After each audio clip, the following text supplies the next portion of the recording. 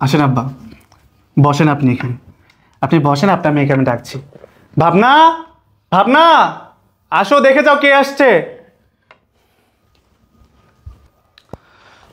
কি ব্যাপার তুমি এখানে, আর আমি তোমাকে ডাকছি কখন থেকে। বাবা আসছে, চলো। বাবা আসছে মানে? আরে হ্যাঁ, বাবা এসছে, ড্রয়িং রুমে বসে আছে, চলো। তোমার বাবাকে না আমি বলে দিছি সেজন্য এই বাসায় না আসে, তারপর আজকে কেন আসছে? আরে তুমি এসব কি ধরনের কথা বলছো? বাবা ড্রয়িং রুমে বসে আছে, সে তো এগুলো কথা শুনতে পাবে। এগুলো কথা শুনতে পেলে সে কষ্ট পাবে না? উনি কষ্ট পাইলে তাতে আমার কি? এর আগের বার আমি বইলা দিছিলাম না উনি যেন এই বাসায় না আসে, তারপর কেন আসছে? আরে বাবা তুমি এটা কেমন কথা বলছো বলো তো। আচ্ছা শোনো, আগে যা হয়েছে হয়েছে, বাবা ওসব ভুলে গেছে, আর তুমিও ভুলে যাও। চলো ড্রয়িং রুমে চলো। কি বললা? সব ভুইলা যাব? শোনো, তোমার বাপের লজ্জা শরম না থাকতে পারে, আমার আছে। আমি ওনার সামনে যাব না আর ওনার সাথে কথা বলবো না। তুমি গিয়ে ওনাকে বের করে দাও, বলো এখান থেকে চলে যেতে। তুমি এটা কেমন কথা বললে বলো তো? বাবা মাত্র এসেছে, আর আমি এখন গিয়ে বলবো যে বাবাকে চলে যেতে? ও, তোমার বলতে অনেক কষ্ট লাগবে তাই না? ঠিক আছে, আমিই বলে দিতেছি, আমার কোনো কষ্ট লাগবে না। সরো। ভাবনা, ভাবনা দাঁড়াও, শোনো। এই, আপনার কি কোনো লজ্জা শরম নাই নাকি? হ্যাঁ, এত কিছুর পরে মুখ উঠায় কিভাবে আবার এই বাসায় চলে আসছেন আপনি? আপনাকে না আমি বইলা দিছি আপনি এই বাসায় আর আসবেন না, তারপর নির্লজ্জের মতো কেন আবার এই বাসায় চলে আসছেন আপনি? আরে তুমি এসব কি শুরু করেছো বলো তো? তোমার ব্যবহার এত খারাপ কেন? তুমি চুপ করো। আমার ব্যবহার খারাপ মানে? তোমার বাপের কোনো লজ্জা শরম বলতে কিছু আছে? হ্যাঁ, দেখো মাথা নিচের দিকে তাকায় বসে রইছে। আপনার যেহেতু এত লজ্জা, তাহলে আসেন কেন এই বাসায়? যদি না আসতেন তাহলে বুঝতে পারতাম যে আপনার লজ্জা শরম আছে। আয়শা মাথা নিচের দিকে দিয়ে বসে থাকলে হয়ে যায় না, বুঝতে পারছেন?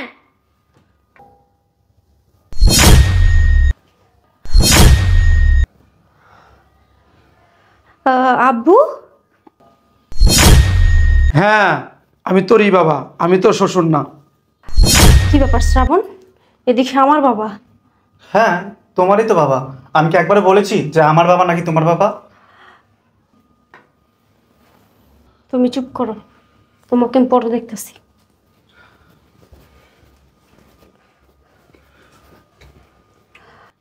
আব্বু, তোমাকে এমন দেখা যাইতেছে কেন? তুমি কি অসুস্থ? তোর বাসা আসার আগে আমি সুস্থই ছিলাম।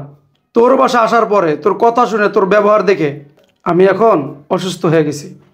কি বলো বাবা তুমি এগুলো? তাহলে তোর শ্বশুর তোর বাসা আসলে তোর শ্বশুরের সাথে এইরকম ব্যবহার করস? আরে আব্বু, তুমি জানো না ওই লোকটা 2 দিন পর পর এই বাসায় চলে আসে আর আইসা আমাকে বিরক্ত করতে থাকে। ওই লোকটাকে আমার একটুও পছন্দ না। কি বললি তুই? তুই তোর শ্বশুরকে পছন্দ করস না?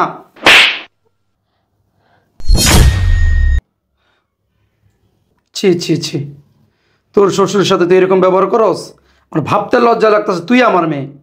আব্বু তুমি জানো না, আমার শ্বশুর আস্ত একটা পাজি লোক। এ বাসায় আসলেই শুধু আমাকে হুকুম দিতেই থাকে, বৌমা এটা করো ওইটা করো। মনে হয় কি আমি ওনার চাকর? হ্যাঁ, তুই তো চাকর। তুই এইবারই বউ, তোর শ্বশুরের খেজমত করবি, তোর শাশুড়ির খেজমত করবি, তোর স্বামীর খেজমত করবি, সংসারের সব কাজ তুই করবি। আব্বু তুমি এগুলো কি বলো? আমি কি এ বাড়িতে আসছি মানুষের সেবা যত্ন করতে আর চাকরামি করতে? তাহলে মা তোমাকে এইবারে বউ বানায় কেন আনছে? তোমাকে সুখেতে সাজাই দেওয়ার জন্য?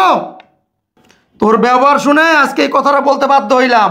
অল্প পানির মাছ তো, বেশি পানি পাইছো, খেলে লাফাইতাছ। তুমি এগুলো কি কইতাছ আব্বু? আমি ঠিকই কইতাছি। ভালো জামাই পাইছো তো, ভালো সংসার পাইছো তো, সুখে আছো তো, তাই সুখ গায়ে লাগাইতেছো না। তুই যে তোর শ্বশুর আসলে তোর শ্বশুর সাথে এরকম ব্যবহার করস, 1 দিন 2 দিন 3 দিন এই জামাই তোরে তালাক দিয়ে দেয়, বাসাতে বাড়ি করে দেয়, কই যাবি? তুই ভুলা যাস না, আমি কিন্তু গরিব মানুষ, কোটিপতি না, শিল্পপতি না। অনেক কষ্ট করে তোরে বড় করছি, ভালো ঘরে বিয়া দিছি। আমার ঘরে আরো 3টা মাইয়া আছে। তোমার ব্যবহার কারণে তোমার জামাই যদি বাড়িতে বাড়ি করে দেয়, আমি কিছু করতে পারতাম না, আমি কোনো দায়িত্ব নিতে পারতাম না। কি বলো আব্বু তুমি এগুলা? আমার আমার স্বামী কেন আমার বাসা থেকে বের করে দিব? শ্রাবণ, তুমি কি আমাকে বাসা থেকে বের করে দিবা? আসলে কি বলতো, আমি আবার গ্যারান্টি দিতে পারতেছি না, কারণ আমার বাবা আমার বাড়িতে এসে থাকতে পারবো না, খাইতে পারবো না, অপমানিত হব। আমি আর এই বিষয়ে কি গ্যারান্টি দিব বলো তো? আব্বা, আপনি কষ্ট পাবেন ভেবে আপনার মেয়ের বিরুদ্ধে আপনার কাছে আমি কোনো বিচারও দিই নাই, অভিযোগও দিইনি। আমার বাসায় আমার কোনো আত্মীয় স্বজন আসলে, আমার বাবা আসলে, আমার ভাই আসলে, মা আসলে, ও তাদের সাথে কথা বলে না, তাদেরকে রান্না বান্না করে খাওয়ায় না, তাদেরকে অপমান করে, এমনকি তাদের সামনেও আসে না, ওর মুড চেঞ্জ হয়ে যায়। বাবা, আমি তো ছেলে, আমার সামনে যখন ও আমার বাবার সাথে খারাপ আচরণ করে, আমার বাবাকে খেতে দেয় না, আমার বাবাকে অপমান করে, তখন আমার কেমন লাগে বলেন তো বাবা? আমার অনেক কষ্ট লাগে বাবা। আমি রাগের মাথায় কখন কোন ডিসিশন নিয়ে ফেলি সেটা কিন্তু আমি বলতে পারবো না বাবা। আমি যদি রাগের মাথায় কোনো কঠিন সিদ্ধান্ত নিয়ে ফেলি তখন কিন্তু আমাকে দোষ দিতে পারবেন না। শ্রাবণ, তুমি এগুলো কি বলতেছো? আমি একদম ঠিক কথাই বলছি। আমি অনেক সহ্য করেছি, আর না, আজকে বাবাকে সব কিছু জানতে হবে। তাই বাবাকে আমি এই বাসায় নিয়ে আসছি সব কিছু জানানোর জন্য। শোনো, তোমার বাবার সামনে আমি একটা কথা বলছি, তুমি যদি আমার বাবা মা আত্মীয় স্বজন তাদের সাথে মিলেমিশে থাকতে না পারো, তাদের সাথে ভালো আচরণ করতে না পারো, তাহলে তোমার সাথে সংসার করা আমার পক্ষে কোনোভাবেই সম্ভব হবে না। জামাই কি বলছে শুনছস? এখনো সময় আছে, ভালো হয়ে যা। ভালো হইতে পয়সা লাগে না। শ্বশুর শাশুড়ির সাথে ভালো ব্যবহার করবি, স্বামীর সাথে ভালো ব্যবহার করবি, সবার সাথে মিলেমিশে চলবি। তুমি ঠিকই বলছো বাবা। আসলে চাওয়ার আগে সব কিছু পেয়ে গেছি তো, স্বামী সংসার সব দিক থেকে সুখ পাইছি তো। ঢাকা শহর আইসা মানে আমার ব্যবহারই চেঞ্জ হয়ে গেছে। এই কারণে আমি ওর ফ্যামিলির লোকজনের সাথে অনেক খারাপ ব্যবহার করছি, উল্টাপাল্টা আচরণ করছি। ভুল হয়ে গেছে আমার, বুঝতেই পারিনি। আমি ভুলেই গেছিলাম আমি যে গ্রামের সামান্য একজন চাষির মেয়ে। বাবা, তুমি মাফ করে দাও। তোমার আমি কথা দিতেছি, আজকের পর থেকে আমার শ্বশুর শাশুড়ি ওর ফ্যামিলির কারোর সাথে এমন কোনো আচরণ করব না যার জন্য ওনাদের মনে কষ্ট পায়। শ্রাবণ, তুমি আমাকে মাফ করে দাও। আজকের পর থেকে আমি কারোর সাথে আর কোনো খারাপ ব্যবহার করব না, তোমার সাথেও না। ভাবনা, আমি অনেক খুশি হয়েছি তুমি যে তোমার ভুলটা বুঝতে পেরেছো। আসলে তুমি যখন আমার বাবা মার সাথে খারাপ আচরণ করো না, আমার তখন খুব দুঃখ লাগে, আমার কষ্ট লাগে। হাজার হলে আমি তো তাদের সন্তান। তুমি যে তোমার ভুলটা বুঝতে পেরেছো, এরপরে থেকে আমার বাবা মা যখন আমার বাসায় আসবে, তাদের সাথে যখন তুমি ভালো ব্যবহার করবে, তারা যখন খুশি হবে, বিশ্বাস করো পৃথিবীর সব থেকে সুখী আমি থাকবো। তুমি যা বলবো এখন থেকে তাই হবে। আচ্ছা ঠিক আছে। কিন্তু আব্বু, তুমি যে কিছু না বলে না জানে হঠাৎ ঢাকা চলে আসলা। মারে অনেকদিন ধরে আমি একটু অসুস্থ, ঢাকায় ছিলাম, একটু ডাক্তার দেখাবো। আমি তো জামাইয়ের ফোন দিয়ে এসেছি। কি ব্যাপার শ্রাবণ, আমার আব্বু তোমাকে কল দিচ্ছে, তুমি আমাকে জানাও না কেন?